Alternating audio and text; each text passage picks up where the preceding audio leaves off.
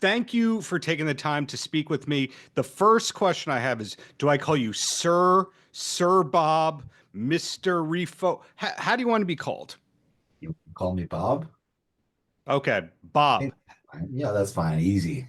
Bob, how's your day going aside from having to talk to fake news media asking you the same questions over and over and over again? I'm fine. I like replying to the whatever, so I'm really chill. You know, Hmm.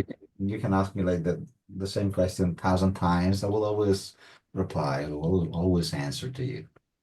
Well, I appreciate that. And there's so much to talk about. Let's lead off with the first. There's the 20th anniversary stuff, there's the new singles, etc. And also the new music comes out through your own label. So it's a pretty busy 2025. Did you know that coming into the year it was going to be so busy? Not really. I mean, we got a lot of traction when we started, rolling out the new music, so that was very unexpected. Hmm. Um, so we're like riding the momentum now. It's a blessing, Being in the business for 20 years is such a privilege. So let's go. So with the upcoming tour, the 20 years of the baddest man in electronic music tour, are you bringing out special guests or do we just have to wait to see what the surprises are? I guess you gotta wait to see. Nothing is really planned in the Bloody Beetroots folklore. It could be like a guest, it could be like a special feature, it could be me playing the guitar or just a DJ set, or like doing just crazy stuff. That's why it's called the 20th anniversary. It's not nothing is planned and expect the unexpected. So, in other words, every show is totally different or intended to be totally different than the last.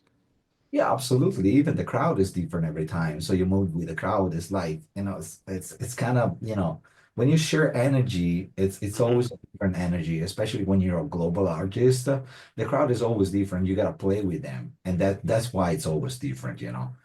Maybe it's not in terms of lighting setup and that kind of stuff. But the energy is different every time. So you gotta play with them. Right. So, Killing Punk, the new single, really, I'm a big fan of that because it's blending genres in a cool way. Is that on you? Is that you on the guitar at all, or is that a sample? That is a sample, Mhm. actually, but I play guitar, you know that. Yes.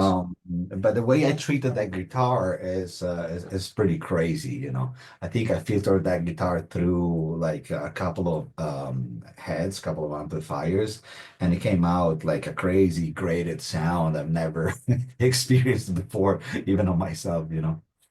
The reason I have to ask that kind of thing is because sometimes in the music videos, like for example, the McCartney youth music video, we see you behind the kit, we see you on bass, we see you on guitar, etc. And I always assumed that you played just about everything on all these tracks. It's true, but it's also very organic. I don't feel the need to play all the time. Sometimes I do, sometimes I don't. It depends. My creative flow is just my creative flow. I don't force anything. So there's a sample that I like. That's it. I don't feel the need to replay if it sounds good.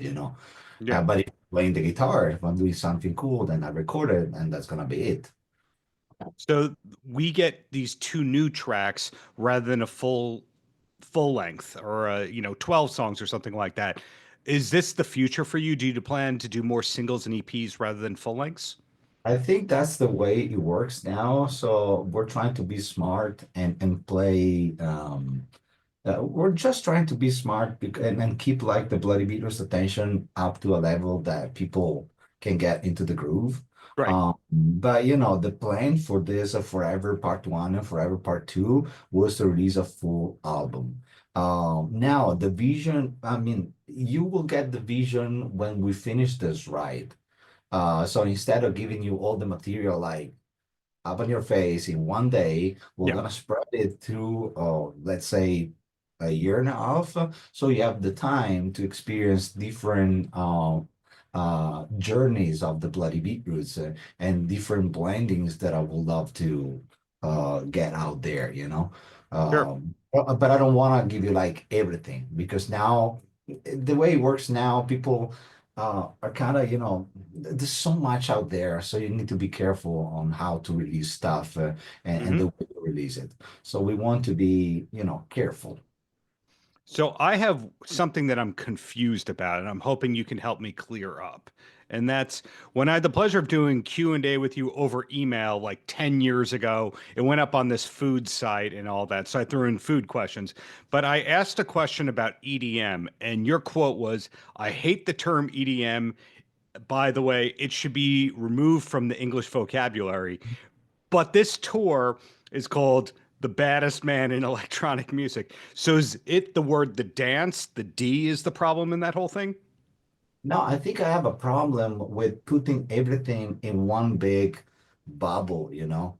Hmm. For me, EDM doesn't mean anything, you know. It's uh, you gotta know that Bloody Beetroots started before they forged that term, right? Hmm. So when they forged it, I felt like, what is this? It's like a technique to sell everything in one bottle. You know what I mean? It's like opening a supermarket, like a grocery store, put everything in, and you call it EDM. Let's go. This is like the new thing. So for me, it's never been a thing, you know. And I don't have a problem with dance music and that kind of stuff because I blend genres. But Hmm. just the term to sell something because it was so evident that they forced that term to sell something. That equation, it doesn't really work for me. So you also don't like abbreviations? Is that part of the problem? No, I think it's just no. It's just, it's not the abbreviation. It's like the concept behind the word EDM. It's Yeah. like let's put it this way. Let's produce some profit because now we have this new thing called EDM. Right. You know, I never intended to make music to make profit. It happened. Yeah. Good. Thanks, and I'm blessed. But my way to make music is because I make music because I want to express myself. That's it. Do I make money out of it?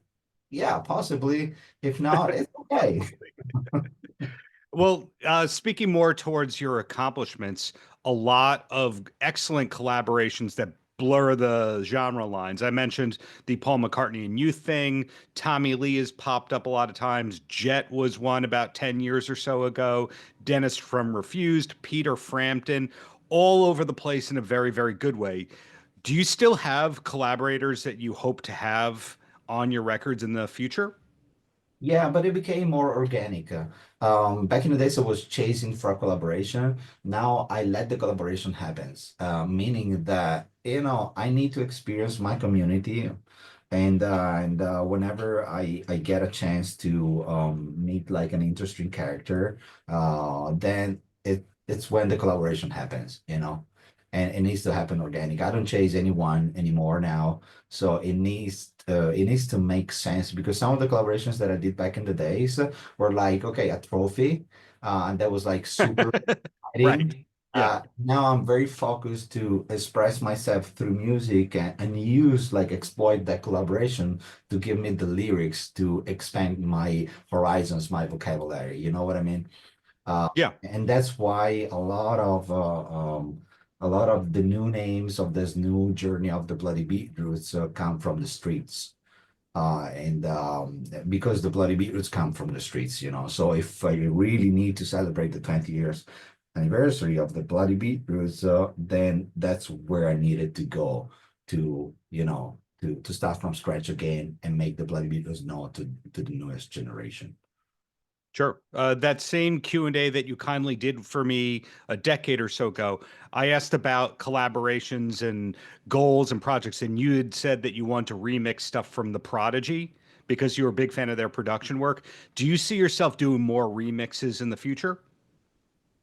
It depends. I love doing remixes. For the sake to, if you remember well, in 2017 we explored that question, and I answered saying, I would love to remix someone for the sake to understand their skills in production. That's what I said. I'm still Yes. looking for that. I want to learn. So whenever I want to learn, and I still want to learn from the Prodigy, I think they are the greatest band ever in the electronic space. So I still want to learn from them. So I'm just waiting, guys. Give me something to remix so I can study and and put together some Bloody Beetroots sound with that. But Student of the game. That's what I'm hearing. To rudely interrupt you, you are continuing to learn. You're not going off of a vision board. You didn't predetermine all your goals 20 years ago. Everything is evolving creatively and business wise. exactly. I started making music because I needed to express myself. I needed that output to channel rage, certain type of emotions, feelings, whatever you want to call them. And as I evolve as a persona, a personality, a human, my production skills evolve. It's a growth, you know.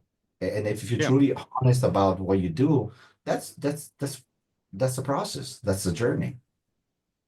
That makes sense. So this question, if this is rude or stupid, I'll edit it out. But I'm a big wrestling fan, and outside of dance music and hard rock, because I'm wearing a Kiss shirt, the only place you really see people wearing masks is professional wrestling. And usually you see there's the tradition of the person wrestles with the mask until they're paid a lot of money to lose the mask or they lose that big mask. Were there ever big offers for you to do an unmasking album or an unmasking tour or anything like that? No, I'm not interested. I think, it's not the money for me. I told you. It's I decided I made a choice to wear a mask because I wanted to protect my privacy. And I think it's a privilege to have a mask. That's the most valuable thing I have. Hmm. It's time and my privacy. I want to be no one when I get out of my house, you know. I don't want to be alienated by fame or that kind of jazz. That's not my thing. But that's because as I told you, I need to connect with my community. When fame sometimes stops you on doing that. Yes. And I need that. That is my fuel. So if I lose my mask, I will lose touch with my community, with my life, and that's not a thing for me. But if you're gonna ask me, are you gonna take off your mask at some point? Yes, when I finish my career. Oh, okay. That also is like the lucha wrestling kind of background. So what I'm hearing is you could be the guy next to me at the gym on the treadmill. We wouldn't Absolutely. know that. You wouldn't know Exactly. So that. keeping your private life private and all that, what is the main hobby or passion that you have when you're not busy touring and recording? Well, I'm a big CrossFit guy now. I've been practicing CrossFit for the last 8 years. I became an L1, so I can possibly teach, Hmm. which is very exciting. But that's came for necessity. The Bloody Beatles throughout the years became a very physical thing on stage. I move a lot, I jump a lot, a lot. There's a lot of body language going on the Bloody Beatles. DJ or live set. So I wanted to make myself at the top of that uh, thing to be able to resist and to perform at my best. So that's what I do when I'm free, and it's also therapy because it gives me like another output where I can put rage or whatever I want to put out there. Okay, so follow up to that. When I speak to career musicians, sometimes they don't listen to any music at all when they're not working. And then other times you realize they have music on 24/7, and that's why they became a musician. When you are in CrossFit mode, is the music similar to Killing Punk, or is it the exact opposite and you're actually into relaxed stuff? Well, the thing is, I was listening to Architects the other day while doing some pull-ups, and I'm like, 1, 2, 3 pull-ups. Oh, that kick, that could be like my next kick that I'm gonna use. So, I cannot like unplug my brain. My brain is always connected, and even when I'm training, I'm absorbing information. And that's what I do, it's like my personality. I can unplug that. So yes. So answering to your question, I listen to music all the time. Wow. Okay. So the last two questions I have here. What kind of guitar do you do most of your composing on? Oh, this is interesting. What I have here. Um, I got so this is like a music man that I really like. Oh, It's very versatile. yeah. Then I have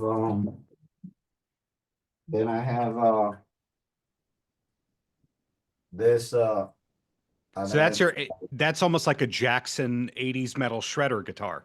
Yeah, but it's an Ibanez and it's really good.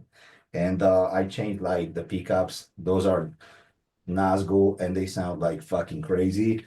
And then Tom Morello got me this amazing Soul Power uh, Fender, Wow.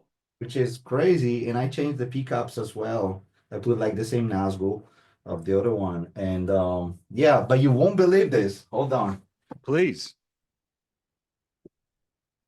This is like a relic. This is an N2 Nuno Betancourt Extreme washboard. And I this have is so super many fun. questions about that. Because I know Nuno puts the numbers of his guitars that you can see that. He's one of the only people that I know that numbers the guitars that the fans can see it. So my last question, which ties into all that, was were you ever into shred guitar? Were you ever somebody who played way too many notes with your guitar playing? Oh yeah, back in the days, yeah. Man, this is like about like the N2 probably when I was like 20, 21, and I was into Steve Vai, Satriani. Yes. I really wanted to buy a Gem as well, like a Universe. Yeah, I was into that stuff. I mean, Tender Surrender, man, what a jam. So that For means that the Eat 'em and Smile album by David Lee Roth, you could play Yankee Rose. Yeah, but well, I don't know if I can play it now, but you know, yeah, man, from Frank Zappa, from Steve when I was playing with Frank Zappa to, all that stuff was my journey. But that explains a little bit of the Bloody Beatles, of the variety of genres. Bloody Beatles is not shredding anything, but it's wide in terms of genres. And that tells you, I like Steve Vai, but also Daft Punk. Put them together, what you get? The Bloody Beetroots.